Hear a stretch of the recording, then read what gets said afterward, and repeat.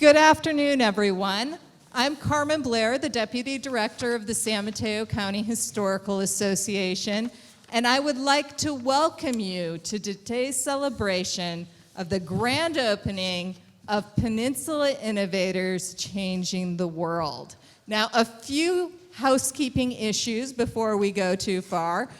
If you could silence your cell phones, I would appreciate it. We are recording today's presentation, so silence your cell phones, please. As you're doing that, I would like to let you know that we will have time for question and answers at the end of the program, so think of all of those questions that you're dying to ask. The staff, the board, the volunteers here at the San Mateo County Historical Association have been dreaming and planning and working on this exhibit for many years. At this time, it is my pleasure to introduce Dana Neitzel, the curator of the San Mateo County Historical Association, who's going to share with you just a little bit about the exhibit. Dana. Hi.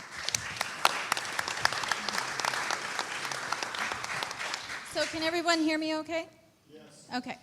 So Peninsula Innovators Changing the World came about because our Entrepreneurs Gallery needed renovating. We decided to change the focus from entrepreneurs to innovators because all entrepreneurs are innovators, but not all innovators are entrepreneurs. So this allowed us to expand the scope so we could include venture capitalists, academic scientists, and private inventors.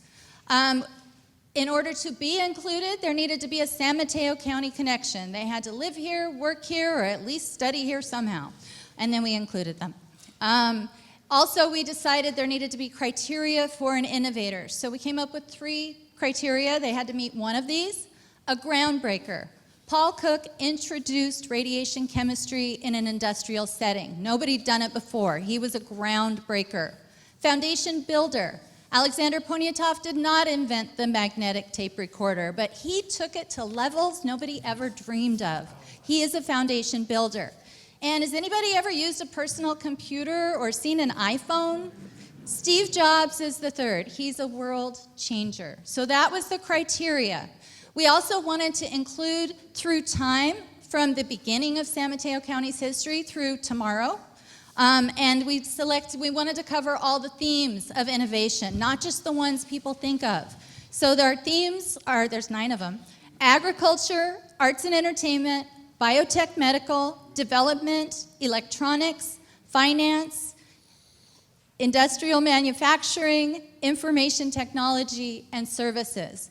And so we chose innovators from all those fields to incorporate into the exhibit.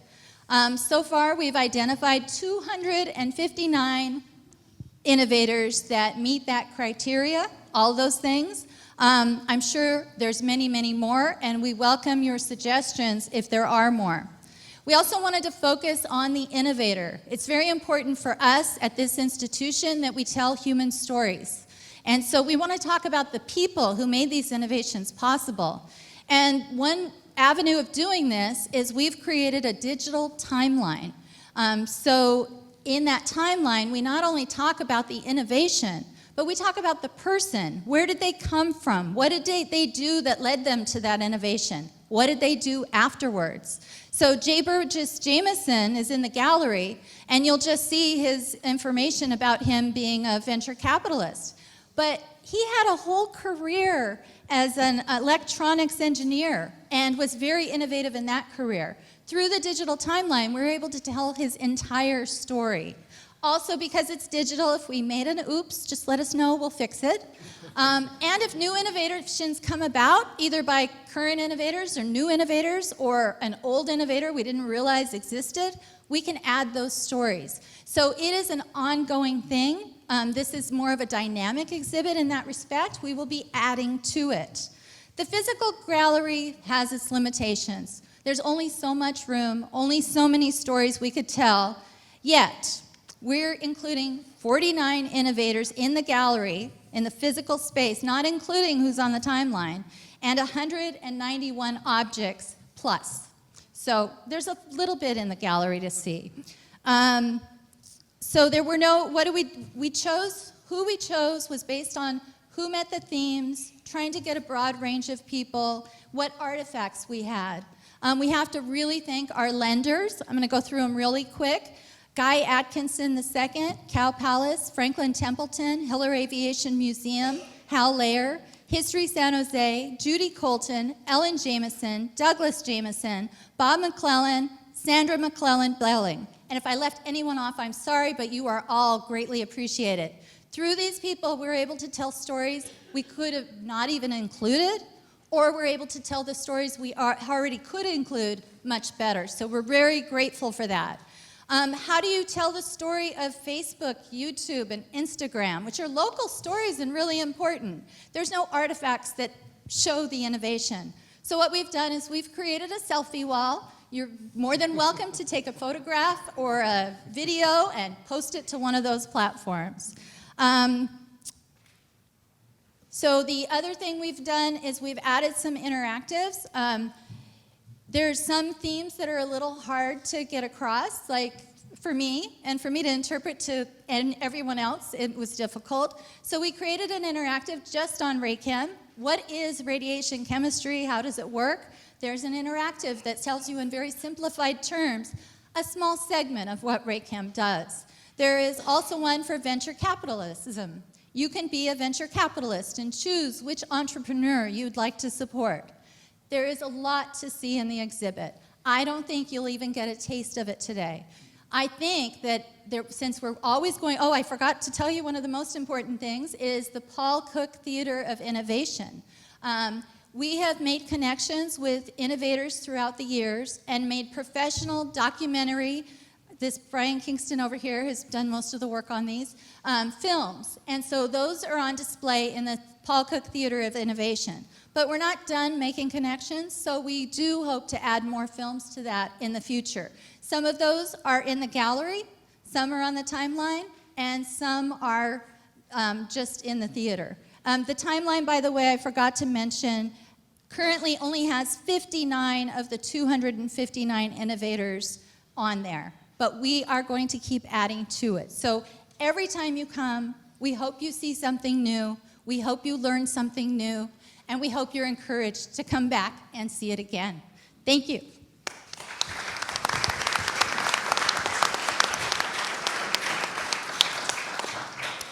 Thank you, Dana. A person that is on our digital timeline is our moderator for today's panel discussion. As one of the first African-American broadcasters to host major public affairs programs, starting more than 50 years ago at KGO and KCSM, Claire Mack helped change the face of American television. She paved the way for careers like Oprah Winfrey's and brought the diversity of American life into Bay Area households. Later, as San Mateo's first African-American city council member and first African-American mayor, she worked to bring fairness and good planning to all residents. Claire, please take it away.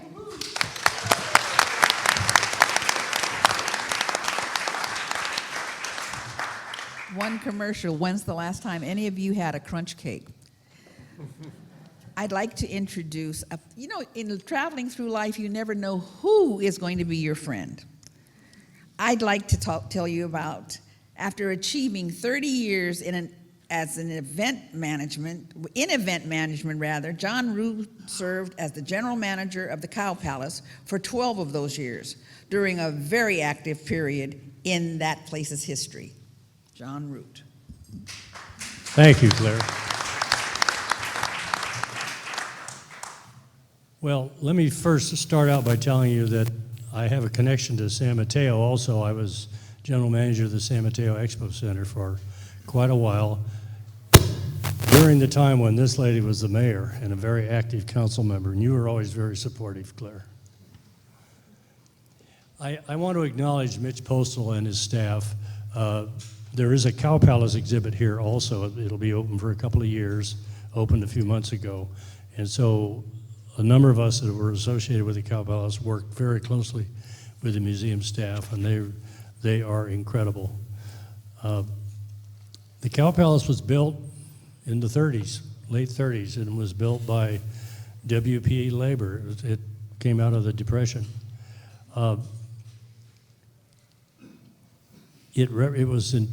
There was lots of pressure over many, many years for an agricultural pavilion that would service San Mateo and San Francisco counties.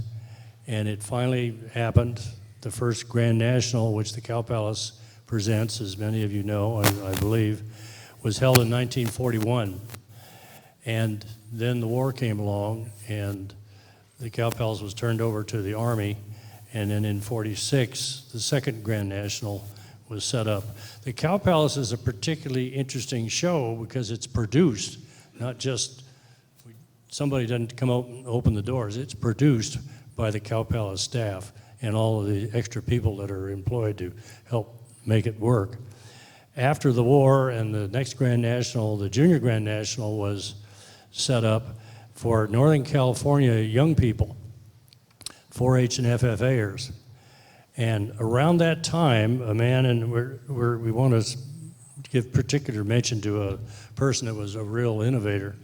Around that time, Ed Duran was hired. And so began really the many hours and many days and years of transformation that would transform the Cow Palace from really a very basic livestock pavilion into a multi-purpose venue for a wide variety of events. Cow Palace is a state agency. A lot of people don't know that. And it's a bit of, the Cow Palace was, probably still is, a bit of a curiosity to the state. They had to, and in the spirit, and once they see a show there, they get kind of excited about it. The whole showbiz end of it excites them a little bit. So they were able to tailor procedures, rules, regulations, et cetera, that fit the Cow Palace, because when you have a show, you can't wait to deal with all these officials to get something, because the show is then come and gone. So they really adjusted rules for us, and so we could function quite well. The Cow Palace is, the general manager is hired by the board of directors is appointed by the governor, and the workers, the full-time workers are civil service, and then workers are hired to work the shows. And that setup has worked for many, many years. Initially, profit-making events were not allowed. And then the state legislature, through the magic of their legislation, was set up a program where we could have for-profit events. And one of the first events we had was Ringling Brothers Barnum and Bailey Circus. And that was only the second facility in the United States where the entire circus could go inside, no tents. Madison Square Garden was the first, Cow Palace was the second.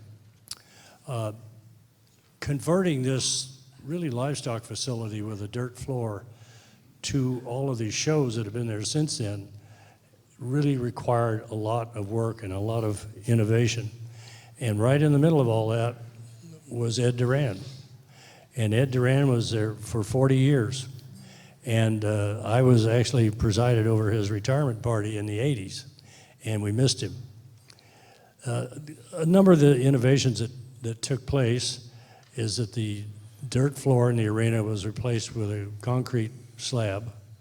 And then after that, several years later, they put in the ice making equipment, replaced the floor with an ice floor, and then we were able to have hockey and ice shows. Second thing that went in, again, this plain floor had no raised seating. So telescoping risers were created that could be moved in there for shows that utilize seating on the floor. One of the big reasons this happened is that the moat wall or the arena wall was 6 feet up from the floor, and so you were missing out on a lot of. You had a chair in the back up against that wall. You were a long way from the stage, and really couldn't see a thing. So these risers went in. Other buildings from around the country came and looked to see how the Cow Palace was doing it.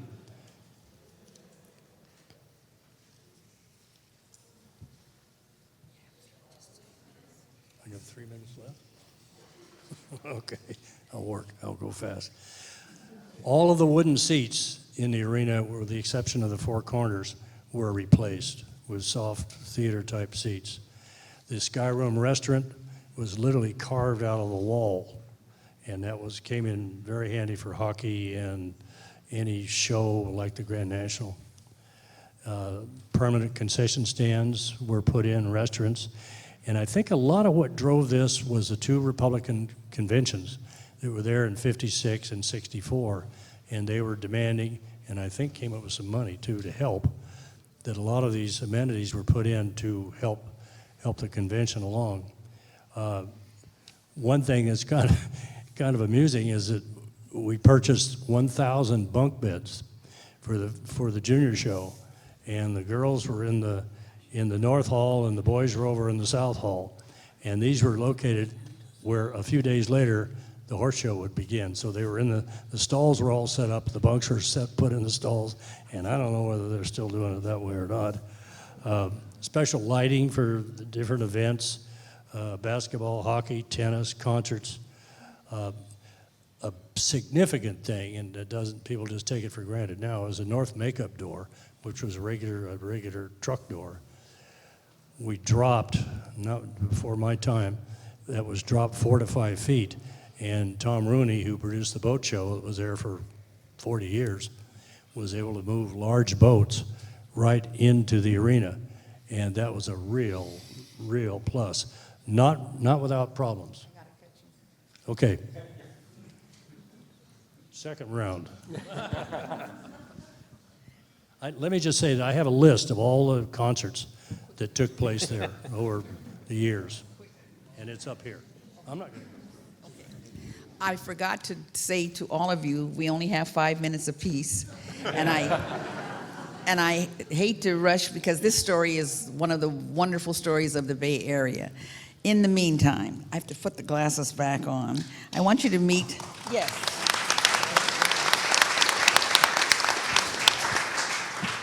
This used to be one of the worst signs you saw when you were on TV. Wrap it up. I'd like you to meet Peter Hammar, entertainment technology historian.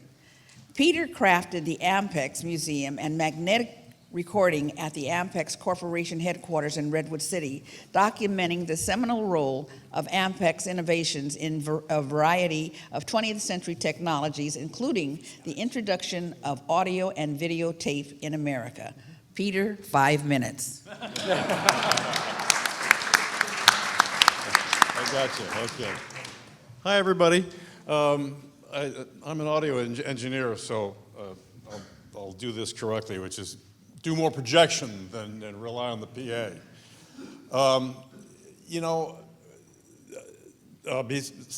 After Ampex was sort of half destroyed by some clueless investors, we thought the whole story was gone.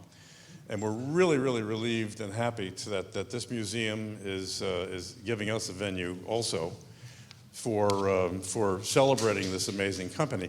The company was a group effort. It's sure, we have Alexander M. Poniatov, the founder. He co-founded it with Tomlinson Mosley of Dalmo Victor. That was a great pairing, except that then Tim Mosley got cold feet when Alex decided to build America's first professional tape recorder with 6 guys. And and Mosley secretly hired some engineers to come in to take a look at these things over the weekend. Didn't tell Poniatov.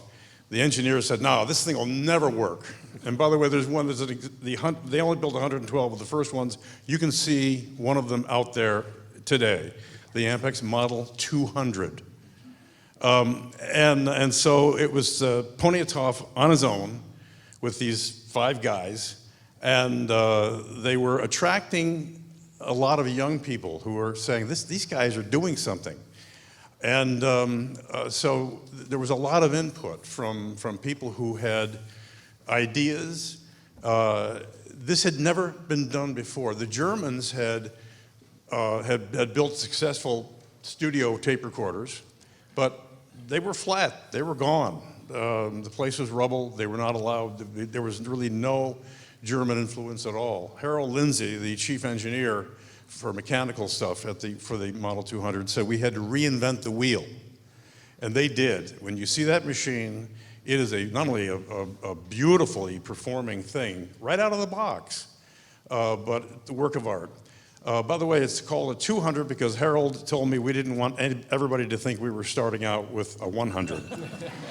So, you know, he fooled them for no time at all. So as far as innovators and stars and so on, Ampex was always, from the get-go, a group effort. And Poniatowski liked it that way. He never wanted to be the star. Of course, he was the head. The company's named after him, Alexander M. Poniatowski, EX for excellence, and that's fine. But he always was bringing in people and always soliciting advice and counsel from everybody from learned people like Dr. Terman, Frederick Terman at Stanford, who sent him some people, to the gardener, anybody. He was a really open guy who wanted that kind of input. When you see the level of learning, that they start with nothing. The hardest thing you can make in a tape recorder is the playback head. The one when you go out there and look at the Model 300, you'll see 3 heads: erase, record, playback. The playback is the third one in the row. It's the hardest one in any tape recorder, even made today, to make. And they had to make it from scratch. They didn't know how to do it. Harold thought he knew how, and they actually created this head. They took it up to the guy who turned them on to tape recording in the first place, a guy named Jack Mullen and his business partner Bill Palmer of San Francisco. And they put it in one of Jack's German machines, and it sounded better than the German head, right from the get-go. And that's always impressed me, that Ampex was able to start with almost nothing, like videotape. In '52, nobody knew how to make videotape. There were other competitors. They were using a completely different method. The Ampex guys went on their own way, and they created a spinning head that had never been done before. Jack Mullen told me that he said, I figured it could never be done. Well, Ampex did it. These guys were fearless, and yet again, always soliciting advice from everywhere. So we do have stars. Ray Dolby was one of the original Ampex videotape team members, and so on. But it's hard then to talk about innovators when we have this amazing group that works so well together, always for years, well, all the way through Bob Wilson's regime there. It was an amazing place to work. In fact, one of the guy I worked for, public relations guy, he'd worked at Rockwell, you know, kind of the big military, big military, and he said working at Ampex was like a college, fraternity. It was just amazing esprit de corps. Well, thank you very much.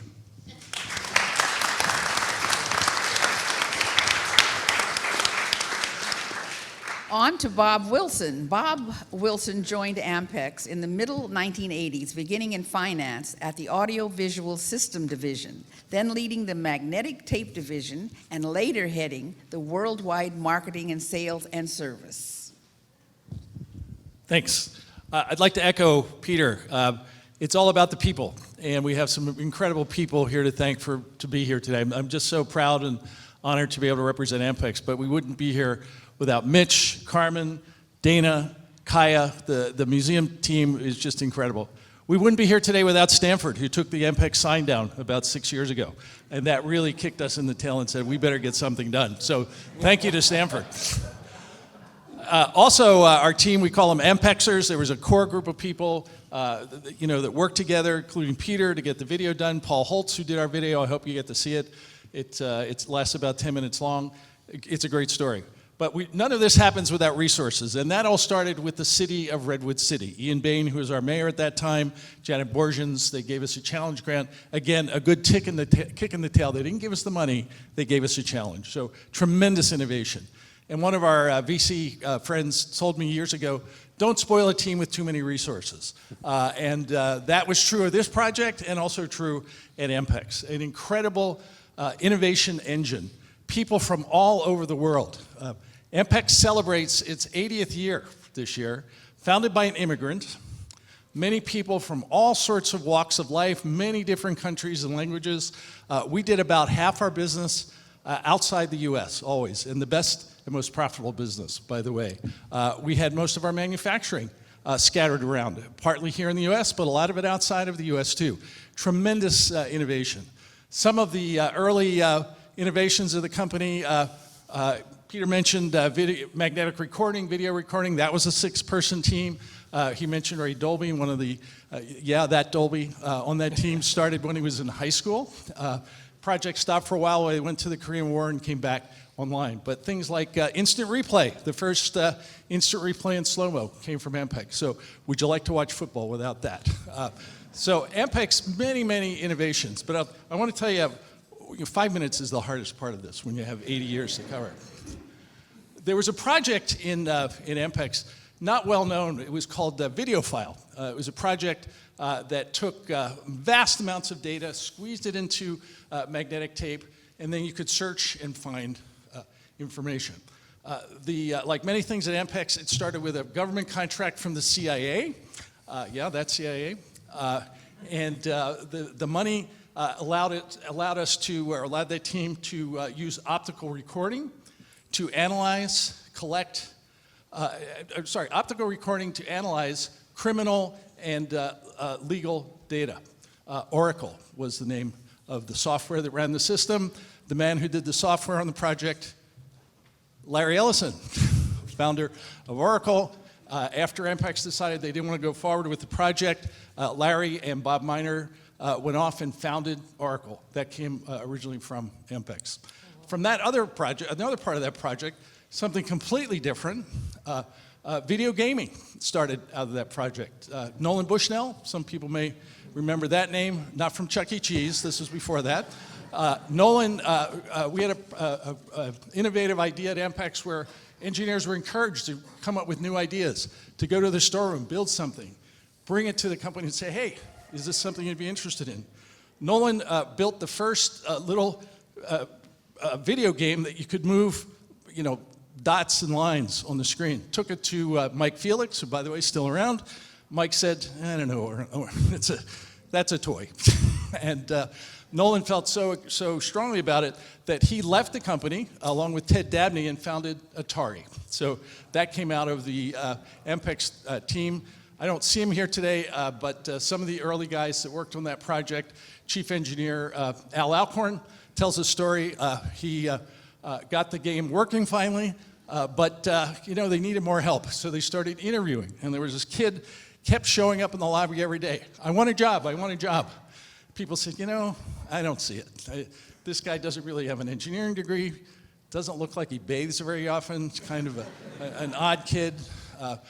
But Al said, he comes every day, he really wants to be part of this. I think we should hire him. He said, well, what are we gonna do with him? He said, we're not gonna pay him much, we'll have him work at night. And that kid's name, anybody? Steve Jobs. So, Ampex changed the culture of our society, audio, video, so many new things. Many companies and industries spun out of the company as well. It was an innovative engine filled with creative people. Dan and I were talking earlier. People really helped each other, and you just never knew where the ideas would come from. So, thank you.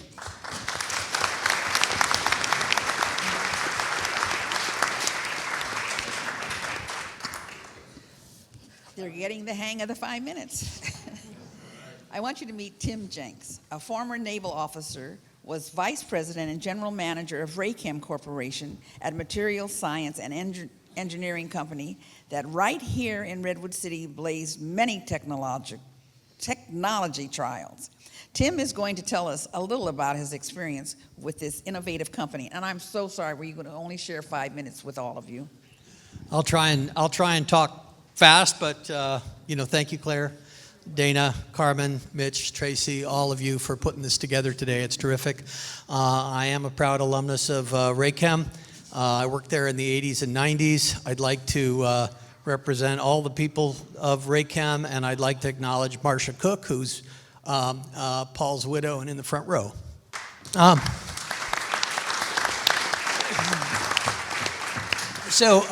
Paul Cook is the namesake of the Theater of Innovation here, and he was born 100 years ago in 1924. And he was interested in chemistry from an early age, went to high school in New Jersey, matriculated to Massachusetts Institute of Technology, MIT, where he studied chemical engineering. But at the time, 1943, during the war, he enlisted in the Army and enrolled in their specialized training program. Through them, he came to California, studied some mechanical engineering at Stanford, was sent down to Hunter Liggett military reservation in Monterey County, then to Fort Benning in Georgia to complete officer candidate school. Went to Italy during Second World War in combat with 10th Mountain Division. They were made famous by the Po Valley Battle. He left the Army in 1946, went back to Boston, worked for a company called Submarine Signal, and then returned to MIT, finished his degree in 1947. Did I mention that he was in California? So he came back to San Mateo County. He was an early employee at SRI International. He joined as the 48th employee in 1948, and he went on to lead their radiation chemistry lab. And that's where he got interested in using high-energy electron beams to change polymers. 1951, he formed a company called Sequoia Process Corporation. 1957, he left, and together with James Mickle and Dick Muchmore, started Raychem. And it originally was focused on commercial applications of radiation chemistry. I know we all talk about radiation chemistry at dinner at home. I will say that he stayed as the CEO and chairman for 3 decades, and with his second in command, Bob Halperin, they really built an industry. Now, he did start another number of other companies, Cellnet, Diva, Promptu, all in San Mateo County. In 1988, President Reagan awarded him the National Medal of Technology. The Bay Area Council gave him a Business Hall of Fame award in 1999. Well, let's talk about Raychem. That's all Paul Cook. But Raychem was headquartered in Menlo Park, in fact, where Facebook, Meta, now resides. That was our home. Material science powerhouse. And what the radiation chemistry did, you would take plastics and you could use it to, for example, make polymer insulation tough. And so using that for wire and cable in aerospace or in defense, it was tough, and therefore you could make it lightweight, and you could make it high temperature, and you could make it flame resistant. And so that allowed Paul to develop a range of wire and cable products, and in fact to do the radiation beaming, he bought the first commercial electron beam generator from General Electric. And this action really was the start of the industry now known as radiation chemistry. Now his wire, well, eventually it went on to be used by Boeing, 150 miles on a single wide-body airplane. So, you've heard of the Cow Palace, you saw the sign for Ampex, my other colleagues on the board, but everyone uses Raychem products, you just don't know it's inside. The company by 1980 was in 30 countries, and then in 1998, the company was merged into Tyco Electronics, now TE Connectivity, and I think we would all record this timing, 1998. This was the fusing of deregulations of telecommunications with kind of the advent of networking, and fostered much broader horizons for Raychem's legacy. By that time, $2 billion a year, operating in 60 countries. Products were solid-state polymer fuses, touch screens, displays, cable accessories for telecom and energy, heat tracing, shape memory, metals, gels, microelectronics, packaging, all kinds of innovations. So this is really the product legacy. But just for a moment, and my colleague talked about people, and I think developing people and leaders was actually the longer lasting legacy. The company would recruit the best young technical people and business people, and they continued to build long after Raychem. I'll talk fast, Claire, and wrap up.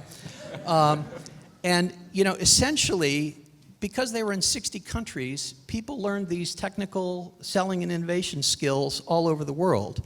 And so, not surprisingly, the alumni went on to CEO, CTO, CFO jobs all over the valley, all over the world in aerospace, defense, automotive, telecom, optics, energy, consumer products, and transportation. So we did a recent survey. And we found more than 100 Raychem alums have been CEOs at about 125 companies, including 25 publicly traded companies: Finisar, Nashua, Millipore, Littelfuse, Lam Research, Neophotonics, Capstone Turbine, Chubb, and more. And essentially, you add the CFO and CTO, and the number doubles. These are in 15 countries, and that really is the legacy. Now, Paul passed away in December 2020. I noted when he was born, he lived a long life. Tim, you're going to get me beat up. And well, I would say that list of company leaders continues to grow to this day. The revenues that part of Tyco, they continued to grow. He kept track. And so, he's the namesake on the Theater of Innovation, and hopefully, I would just say that will provide an inspiration for innovation and for invention for years to come. Thank you.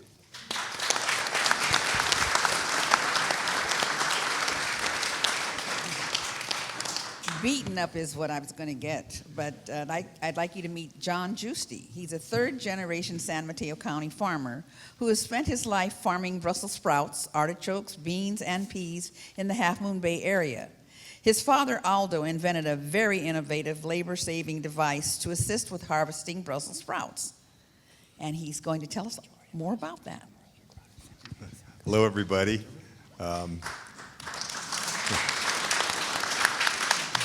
Don't fix it if it ain't broken. I'm sure you guys have all heard that philosophy, and that was not the philosophy of my father. He was always looking to improve on things. The more successful something was, the more interested he was in how he could make it better. But let me go back and tell you a little bit about his life story. He was a San Mateo County resident all his life. He was actually born in Moss Beach, California, in a small one-room house with no electricity or no indoor plumbing, from immigrant parents. He grew up, his father worked on a farm, he worked on a farm. He grew up with almost a disdain for farm work because it was hard. He went to Half Moon Bay High School and later served in the Army, where, as a little aside, he was in the Half Moon Bay High School band, and he listed that as one of his skills, that he knew how to play the trumpet. So the Army called him in for an audition, and apparently it went very well, because the next thing he knew, he was reassigned to Camp Lee, Virginia, and he was playing in marching bands at the nation's capital. And he said his bandmates, he was trained at Half Moon Bay High School, his bandmates, most of them all went to Juilliard, and they were all the cream of the crop. So, so after serving in the Army, he went to farming in the Half Moon Bay area with a couple of other farmers, and they raised Brussels sprouts, and it was doing well. They had an abundance of workers, but in the early 1960s or the mid-1960s, there were some political changes, and there was a guest worker program was canceled, the Bracero Act, if you guys, many of you have heard of it. So there was going to be a shortage of labor. So with he knew he could do a better job. They used to pick the Brussels sprouts by hand. The workers would physically break the Brussels sprouts off of the stalk and put them in a bucket. So he developed a little sprout it was kind of a simple operation, but it was a sprout stripping machine that I guess it was good enough to get patented, so he had an innovative idea, and he had a patent on it, and he had it in the United States as well as Great Britain, and it served its purpose. It kept it where he could still maintain the size of the farm and have enough workers to run the farm and with a lesser work crew. So it was, I guess, an innovation. And and so anyway, by today we're still farming along the San Mateo coast. We farm 300 acres in Half Moon Bay, 350 acres. And after I graduated from college, I went on to the farm also. And I think I mentioned at the beginning of this that my father had a disdain for farm work, and he let me know that, but he said, when he was near the end of his life, he goes, I would have never traded my life for anybody's. It was just, I made the right decision, and he was really encouraged me to follow that path too. And here I am now passing down with my kids, and I'm kind of giving them the same advice, and hopefully they can hang in there. And that's it. Thank you.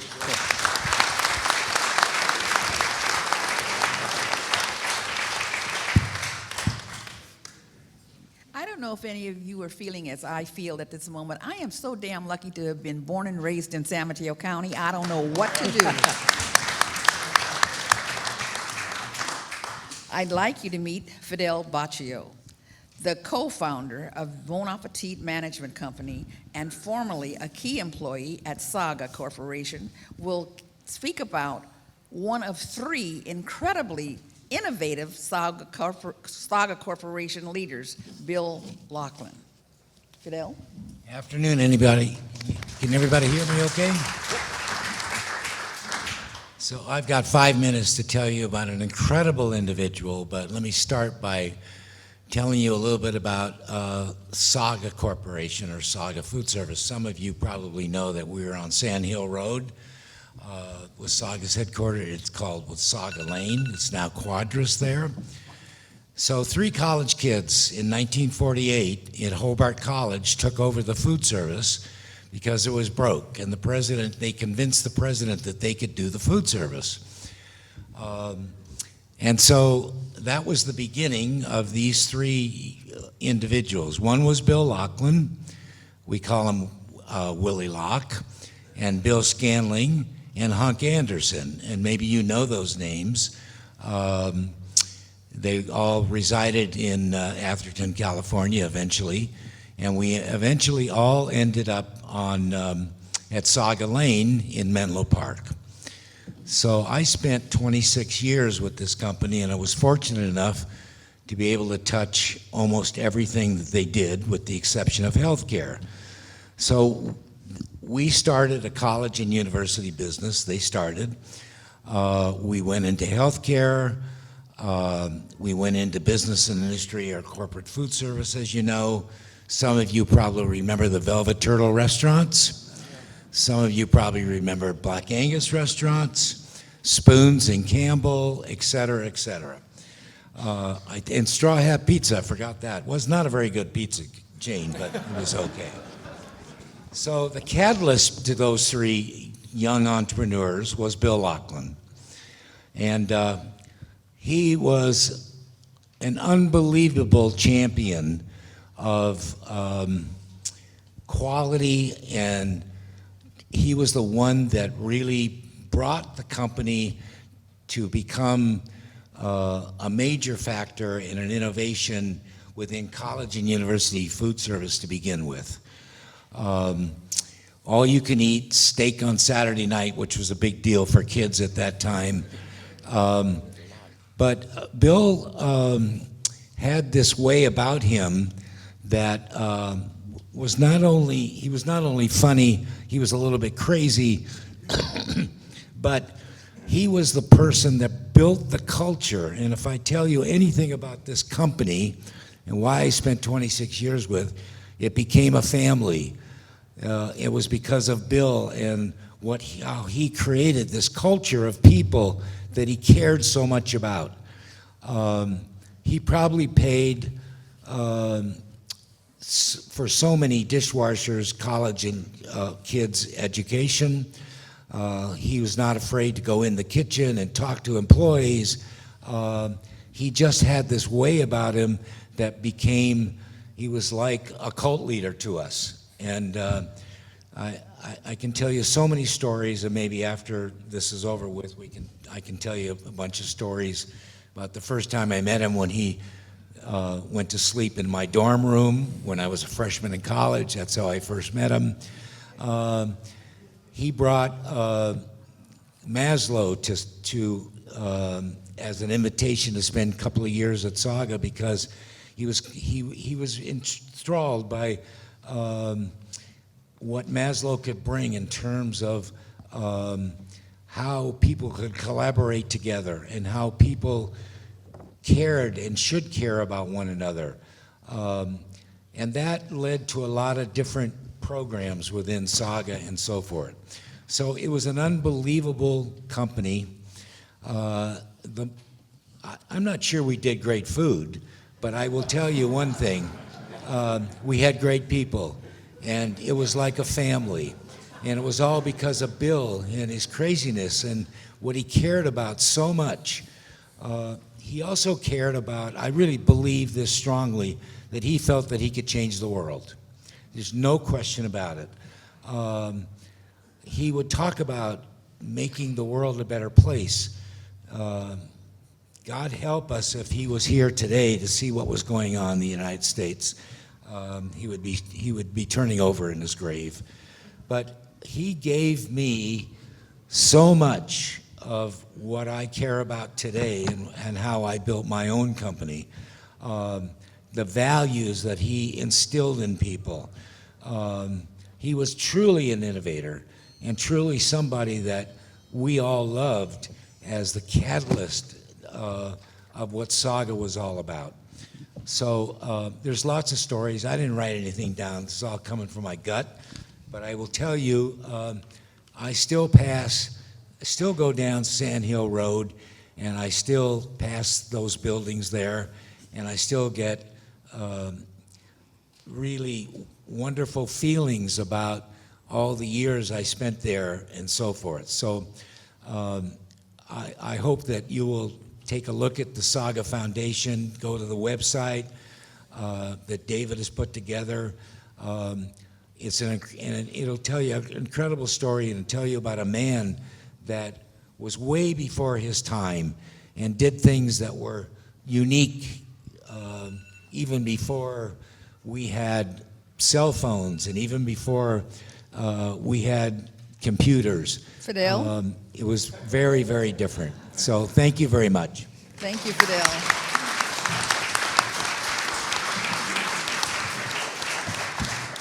I'd like you to meet Martin Eberhard.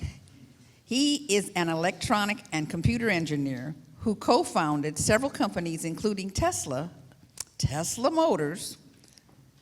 Where did I just lost my place? Along with Marc Tarpenning.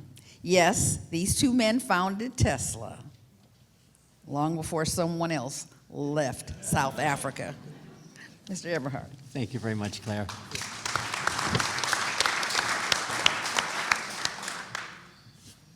Yeah, so I feel like kind of a newcomer here. I've only been living in San Mateo County for 30 years. Hats off to you, old timers. Mark, put it closer to your mouth. Oh, yeah, sorry. Is that better? Yeah. Yeah, so that makes it worse. Depends on what I'm saying, right? Yeah, so in 2001, I became interested in what might come after fossil fuels for cars. And I got a little feedback here. Sit back, there we go.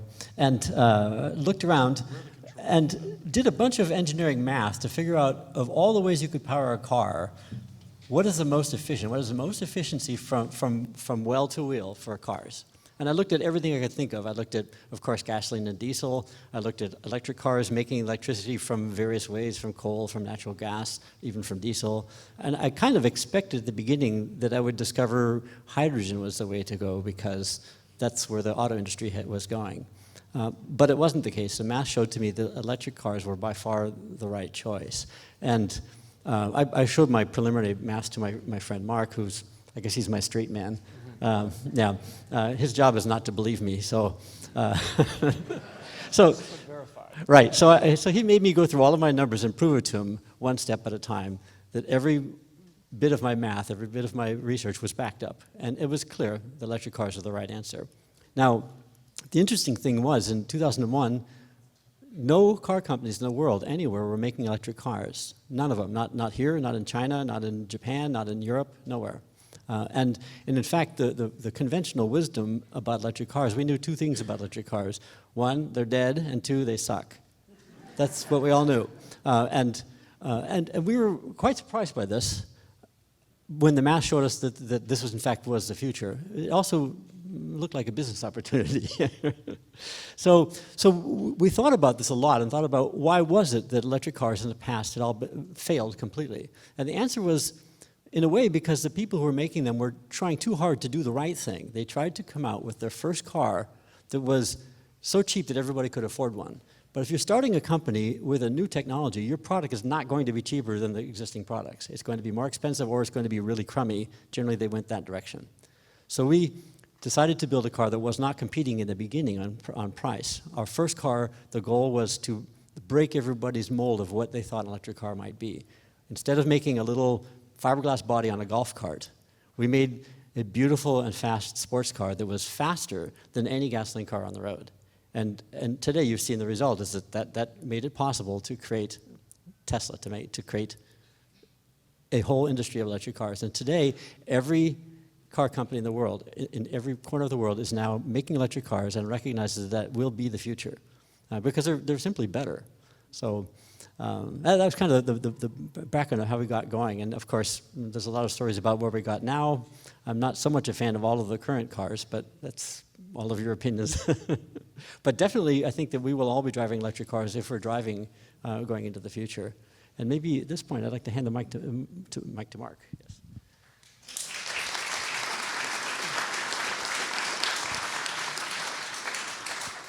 Well, after Martin convinced me for sure that electric cars are the way to go, there was something really compelling about them is they make the cars go really fast, as he said. They're super fun to drive.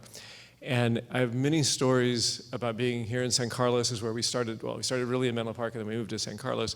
And I don't have any Steve Jobs or CIA stories, although one of our first manufacturing, head of manufacturing is from Raychem, so I have a Raychem connection.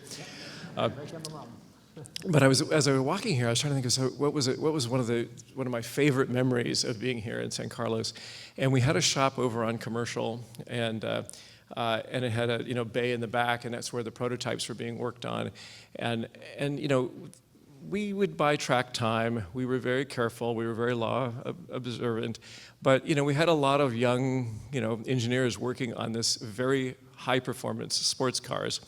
And they would take them out on the road to test stuff. And we had told them, you gotta stick to the speed limits. You gotta do the right thing. You can't.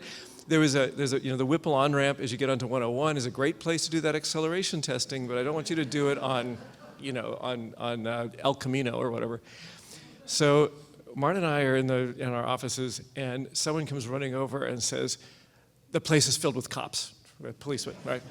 And I'm like, "Oh, great."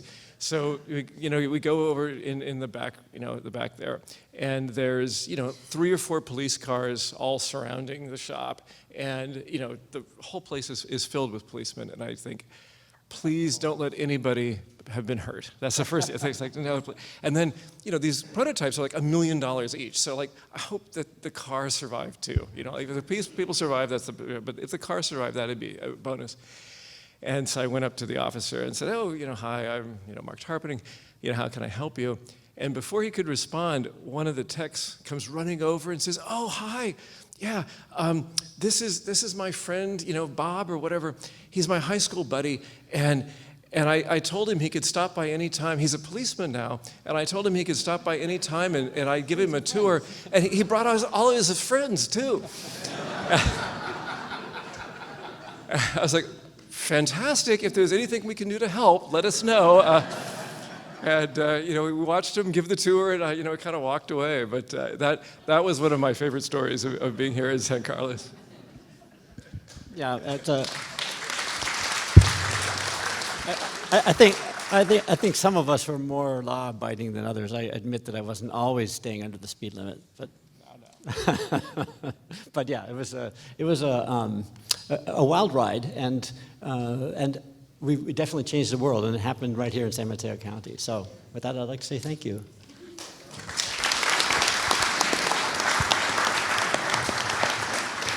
The last gentleman you heard from was Marc Tarpenning, whoops. They fixed it so I didn't know what I was doing. Marc co-founded Nuevo Media in 1997 and Tesla Motors in 2003. And the one thing I didn't say was that Elon Musk, whose name I have difficulty saying, had come to this venture later. But Marc acted as the CFO and ran the electrical and engineering group for the first 3 years of operation. So that was Marc Tarpenning along with Martin Eberhard. And we're going to close this part of the program and allow you all to ask questions. Okay, there's a question and answer time. And Carmen's going to bring the microphone to you so that your question can be heard by the entire audience. I'm going to the back. Yeah, a question for Peter Bob, Ampex.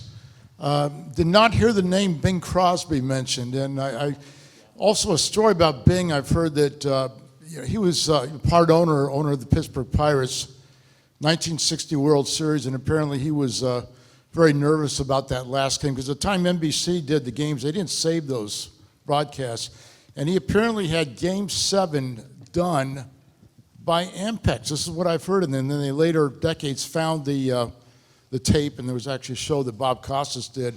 Any thoughts on that and on Bing himself and Ampex? Yeah, that was Bill Mazeroski's the big home run, I think, for the Pirates. We had nothing to do with that. Bing, this wonderful video for 10 minutes, we probably should have just played that instead of speaking, but you'll see in the video, the only reason Ampex got off the ground later was Bing. When Ampex developed the first audio machines, in those days, the reason Bing was interested is he had to do 2 shows a day. One for the East Coast Live, another one for the West Coast Live. He preferred to play golf. They tried many ways of recording the first show and playing it back, but the audio quality was just horrible. And the networks just said, you must do it live or we will not pay you. Bing was, at that time, the highest grossing personality in radio. And this was a big standoff. And so when he heard about various opportunities to create audio recording, he was all in. In fact, he had his own company developing their own audio machine. Jack Mullen, who you mentioned, had brought some of this technology back from Germany, perfected it. Ampex and Jack had a long association, although he never worked for the company.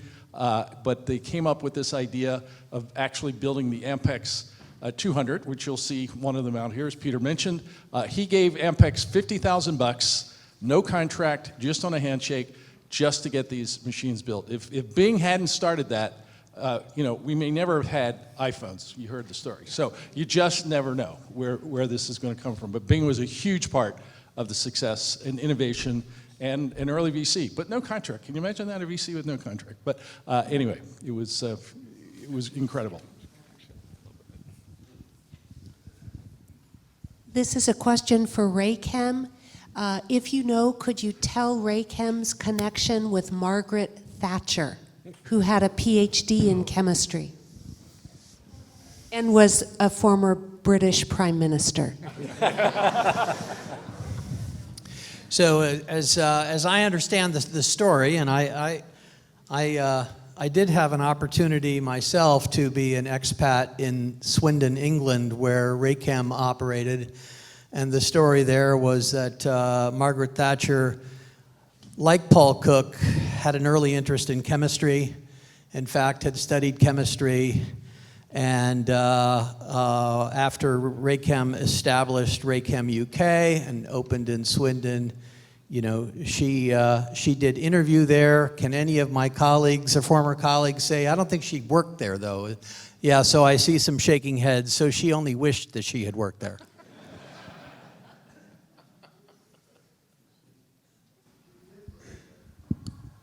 The story that I heard is that she wasn't hired at Raychem, and that the Raychemers said she then took the second best job in the world, first being to work at Raychem, second being to run Great Britain. And that woman is a truth teller.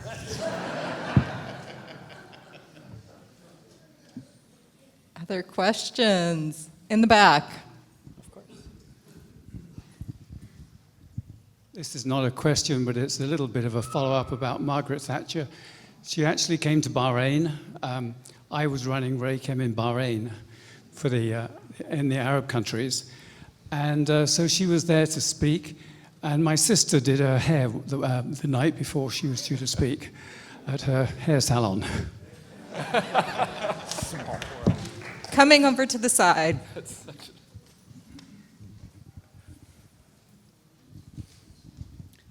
Do any of you have advice about how companies can keep the spirit of innovation as the MBAs come in and make more money? That's really hard to say. You know, my two bits, I did a number of different jobs at Raychem and then went on to a startup, which I ran for a couple decades. And it's always about the people, and it's always about encouraging their innovation, their inspiration, and their invention.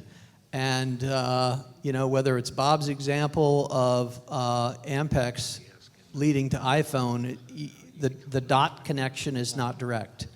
And so I think all of us should encourage our friends, neighbors, families to be involved, be engaged, and never be discouraged, because it is you know, a lifetime of innovation and invention is exactly that. It's a lifetime. And all of us enjoy the fruits.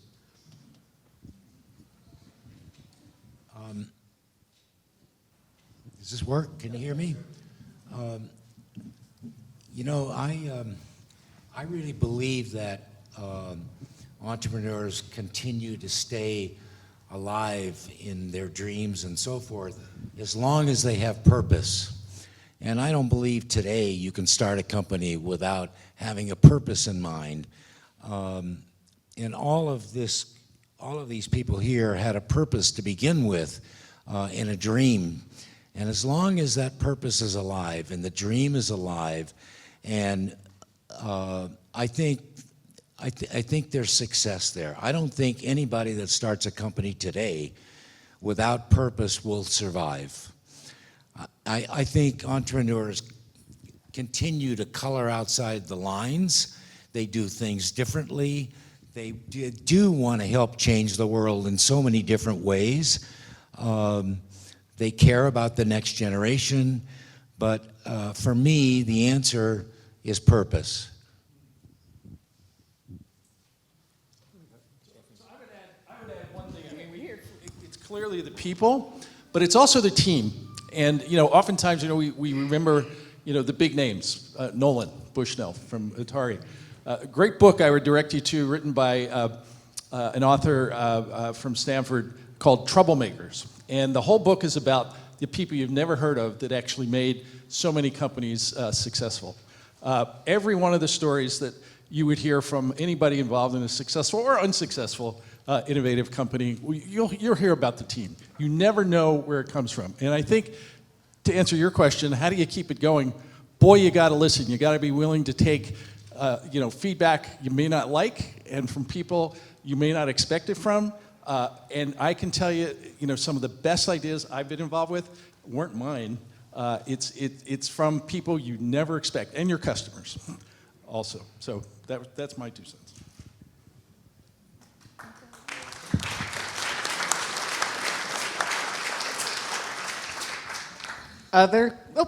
On the side.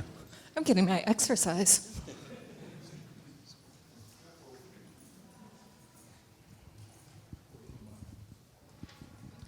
Given that a lot of startup companies have become successful, like some of the ones that folks in the panel are associated with, how would you gentlemen recommend that companies that are going from startup to something bigger, in the leveraged buyout and other mechanisms that capital is infused in these companies, how would you recommend that the culture that made these companies successful be preserved so that the companies survive, and so does their ability to generate jobs, economic activity, and sustain themselves for another 100 years?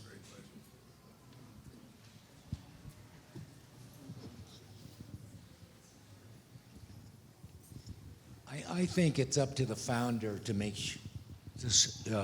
sure that the culture is alive and it's well, that they take good care of their people, even if they were to.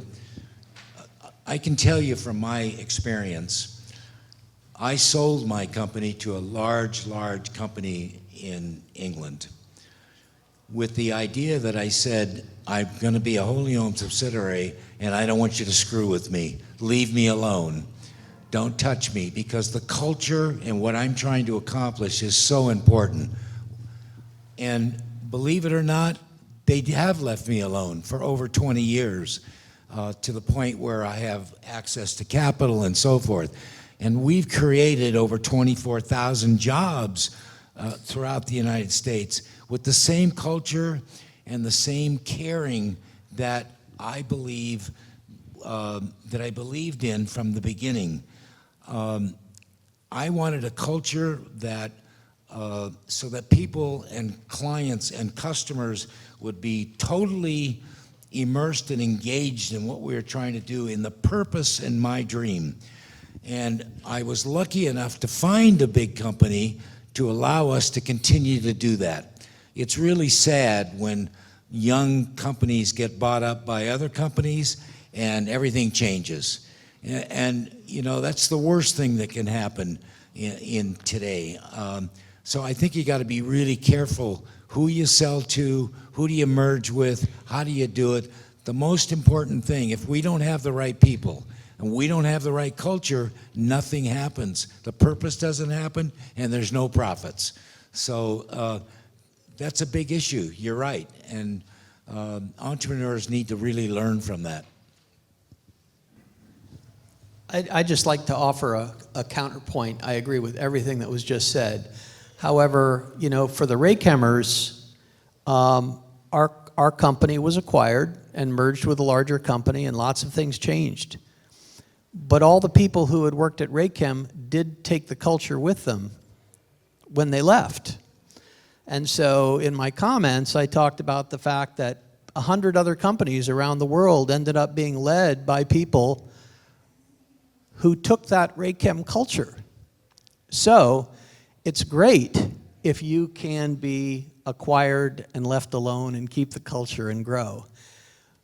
But if you can't, take the culture and make it multiply.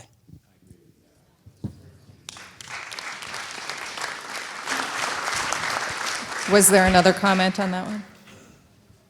Oh, there's questions up front. I haven't been up front yet. Okay. Pardon me for not standing, but I'd like to ask John Root how the Cow Palace has survived for so many years now without any taxpayer money from the state of California. Well, Judge Kopp, it's a pleasure to answer your question. I think, and I didn't answer the other question down here about the culture. I think the culture of the Cow Palace over the years, we wanted all those shows to succeed, and many of them did. You felt like it was your own show. And I think that carried over to promoters. They were interested in the money, but they were also interested in how they were helped. It's had to adapt to the changing makeup of the community, of the Bay Area, and that's a challenge sometimes. I don't know if I'm giving you an answer, but once we kind of nurtured these shows, they did well, they promoted themselves well, they were glad to be there, and that makes a lot of, the money is part of it, but it's the ability to get along and feel cared about, frankly, and that conveys over to the audience. May I add to that answer? I was there the night at the Cow Palace, the night that James Brown was introduced by the Rolling Stone.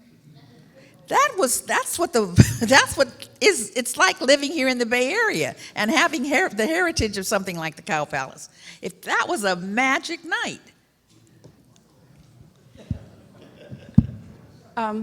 Certainly the word Tesla is famous throughout the world, and thank you for giving us that background. I don't know if you're able to speak to how long you were with Tesla and what was the transition and the reasons for the transition.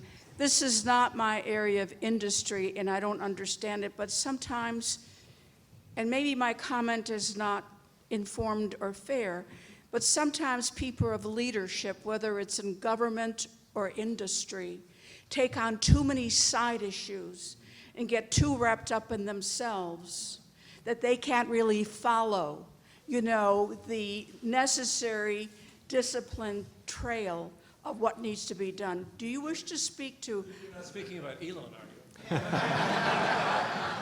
Can you speak to how long you were with and what then caused the changes and movements? So we were, both of us at Tesla for about 5 years. I was a CEO for 4.5 years of incorporated company.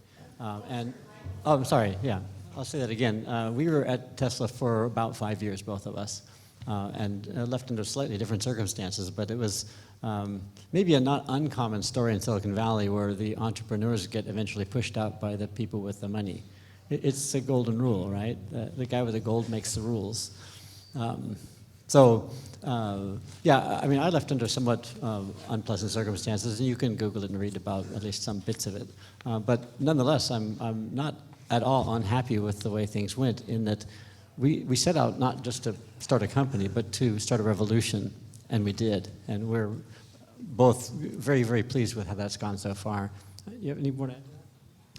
Yeah, I mean, slight bit of background. Elon was an investor in various rounds. He was supportive the whole time. He was, came to the board meetings. He was not wacky at the time, at least not notably. Eventually, things changed, and he, was the largest shareholder. And, as CEO, he's done an incredible job. So, and as Martin says, it has really made people's perceptions of electric cars completely changed. So, we can hardly, be unhappy with our result. So.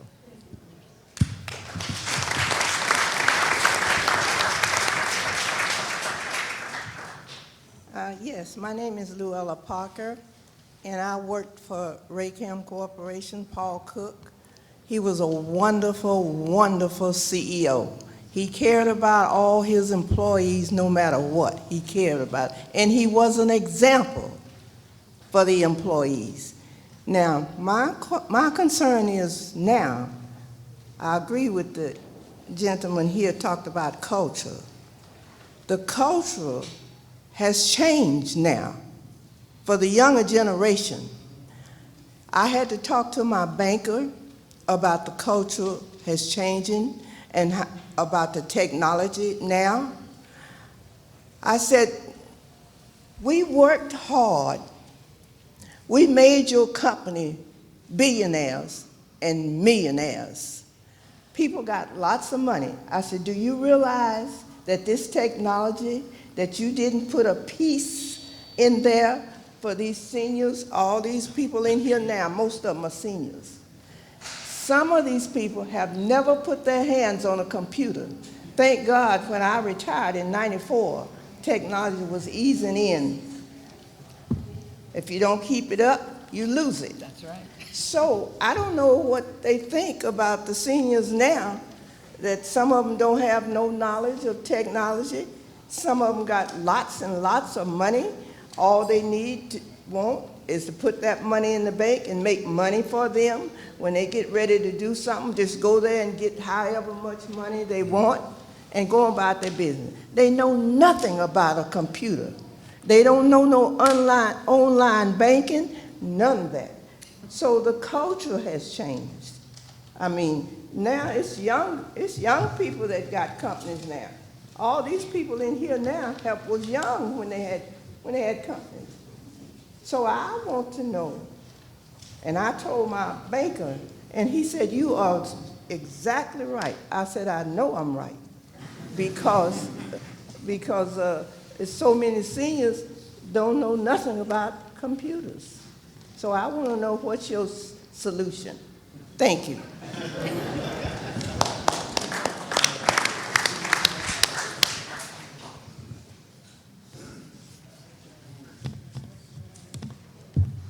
No answers?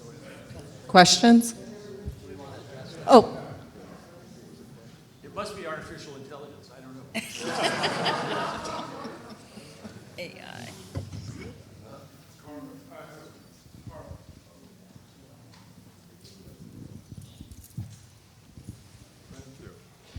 I'd first like to thank all the panelists.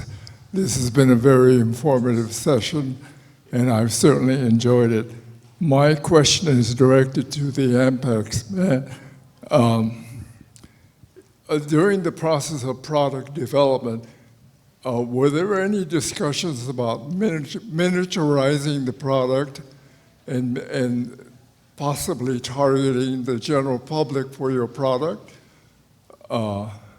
Afterwards, Sony and all the others got in on a boom market.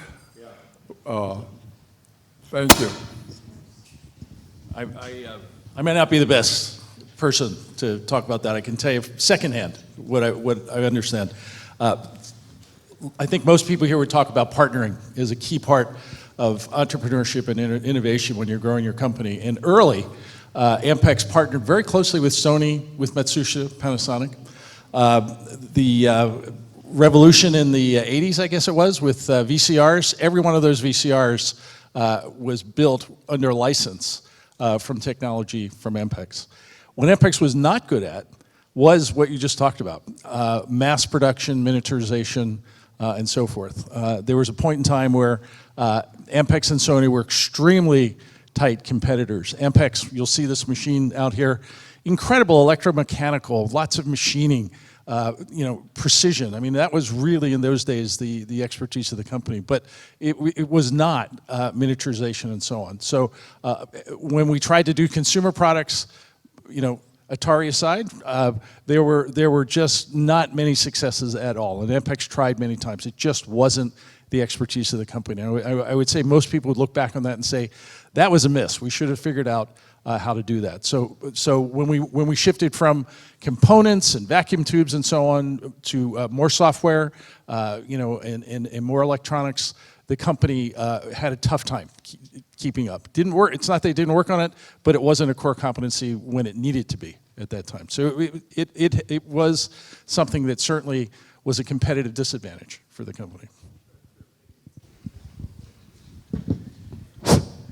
Thank you, panelists and Claire Mack, for the terrific program that you delivered for us.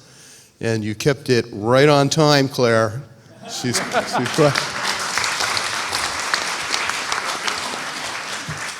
So I'm going to ask, first of all, Doug and Sandra Jameson, if you could walk toward the gallery for the ribbon cutting ceremony and join your family. We're going to have our ribbon cutting coming up pretty soon. For the San Mateo County Historical Association, I'm President Mitch Postal, and we really appreciate all of your attendance today. Many of you have been with the various corporations and with the Cal Palace that have been represented here today. And we honor you. We say thank you for being here. We say thank you for your services, and you are all innovators. And I hope you'll enjoy the new gallery. We're going to have our ribbon cutting now in about 3 or 4 minutes, and then you can enjoy the exhibits within. One more thought is to thank all board members that are here from the association. If you want to raise your hands.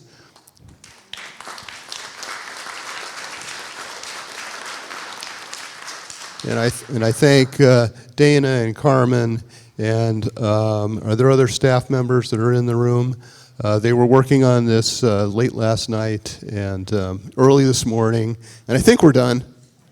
Okay, so please enjoy. Thank you.